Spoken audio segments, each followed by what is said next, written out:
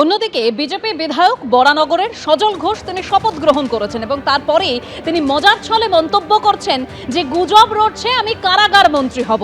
শুনুন।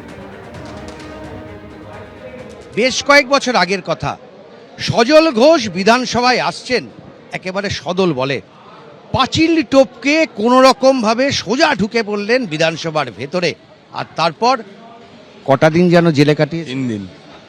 হাসিম আব্দুল হালিম সাহেব তখন ছিলেন স্পিকার। 3 দিন জেল। পাঁচিল টপকে এই গেটটা দিয়ে ঢুকেছিলাম, ঢুকে এই ঘুরে এই গাড়ি বারান্দার নিচে 4টে গাড়ি দাঁড়িয়েছিল, 21টা ছেলে। গাড়িকে বলেছিলাম যে যদি 5 সেকেন্ডের মধ্যে বেরোতে না পারো তাহলে গাড়িতে গাছ গজাবে। ওরা বেরিয়েও গেছিল, আমরাও ঢুকে গেছিলাম। তার মানে বিধানসভার ভূগোলটা আপনার জান? ভূগোল কেন, একদম হাউসের ভেতর অব্দি জানা। ওদিন হাউসের ভেতরে পৌঁছেছে। প্রথম বিধায়ক হয়েও অনেকে রাস্তা গুলিয়ে ফেলেন, অনেকে হাঁটতে গিয়ে হোঁচট খান।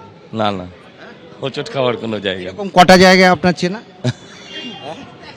এবং আমার শেষ প্রশ্ন, সম্ভবত আপনি সবচেয়ে বেশি দিন জেল খেটেছেন ছাত্র জীবন থেকে আজ পর্যন্ত, মানে জেলটাও আপনার চেনা। একদম একদম। রাজনৈতিক বাজারে গুজব রটছে কারাগার মন্ত্রী হিসেবে হয়তো।